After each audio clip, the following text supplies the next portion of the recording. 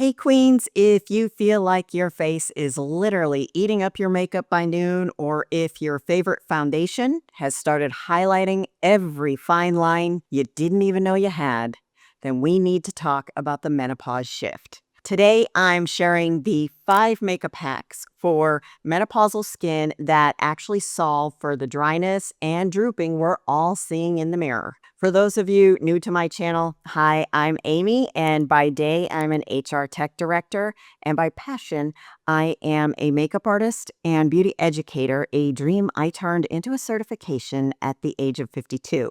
On this channel, I approach beauty products and beauty tech like a systems thinker: what works, why it works, and whether it's worth it. So today we are walking through a full therapeutic routine, no rush, just some well-deserved me time. Let's go.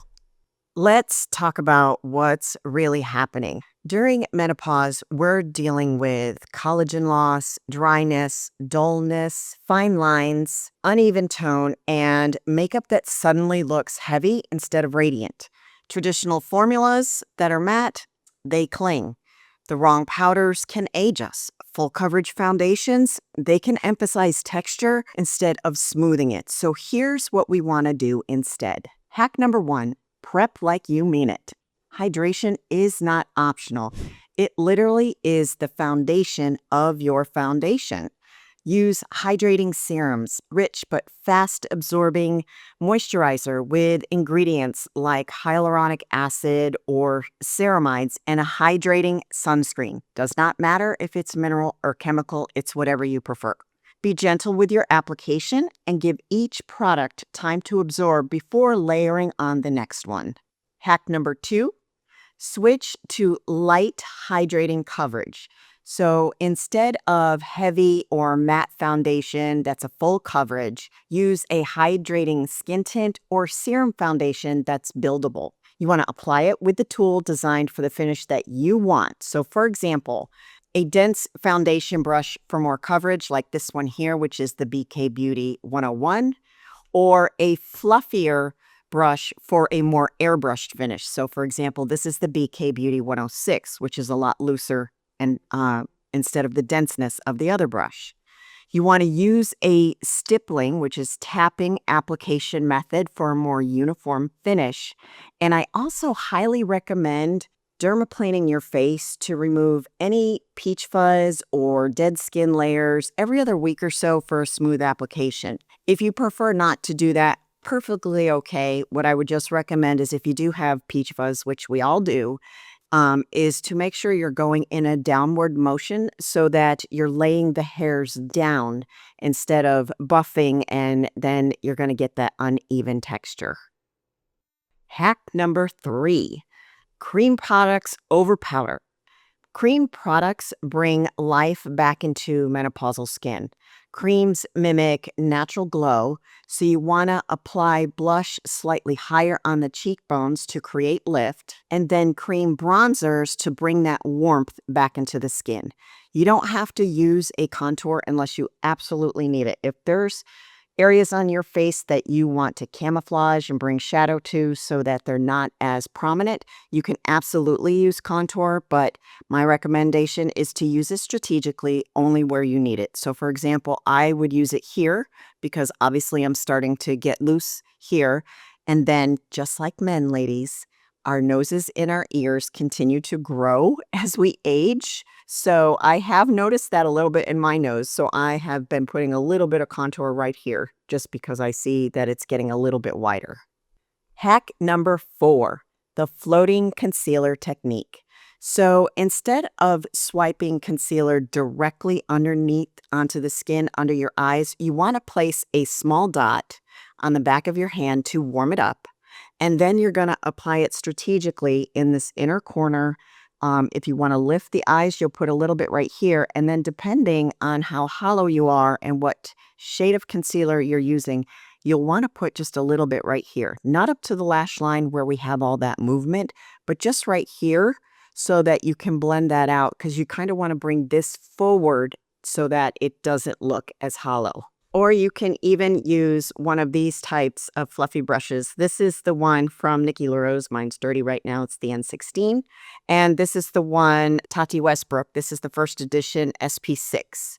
Um, I also like this SP6 brush for what we're going to talk about next. So hack number 5 is strategic setting only. Don't powder your whole face. You want to lightly set only where you need it. So for example, maybe the T-zone. I do put a little bit of powder on the sides of my face because I am constantly a face toucher. So I end up getting makeup on my fingers. I get it on my phone. So I tend to put a little bit of powder on the outer perimeter, but primarily here. You want to think of powder like salt in a recipe. A little enhances and too much dries it out. Now, when it comes to concealer, my little trick for doing concealer and being very strategic about my setting is I will take a brush like this and I will dip it into like a very finely milled powder. For example, the Laura Mercier under eye setting powder is fantastic. I'll just swirl my brush in it and then I very strategically will place it where I need it. But before you even get that far, another little trick that I have mentioned before. Once you've got your concealer on, I want you to smile and I want you to get these little microblading Q-tips off of Amazon. And I want you to just go in and clear out the excess where you are creasing. I do it here and I do it on my forehead lines. And once I've used that, I'll just go with my fingers and just tap to blend. And then I take my little bit of setting powder on this and I strategically place it just in the lines. So I'm not doing the whole face. If I need a little bit more powder, I'll do it in the movement areas, which is these labial folds around my nose and mouth, and then a little bit here in my chin where I've got the little divot. The other thing that you can do when it comes to your blushes and your bronzers, if you're using cream products, if you have a powder blush or a powder bronzer that is in that same color story, you can set those to further enhance the color payoff and set it just like you want it. These small changes and adjustments completely change how makeup behaves on mature skin. Now, this system works beautifully for most of us navigating menopausal skin, but we all have different features. We have different levels of dryness, different texture, different comfort levels with coverage. And that's where personalization to suit your needs makes all the difference. Now, I've mentioned a lot of different options today, but I know it can be overwhelming to figure out which ones belong in your personal beauty inventory. So if you're tired of the trial and error and want a more streamlined, personalized approach, I have resources over on my website to help you troubleshoot your specific routine.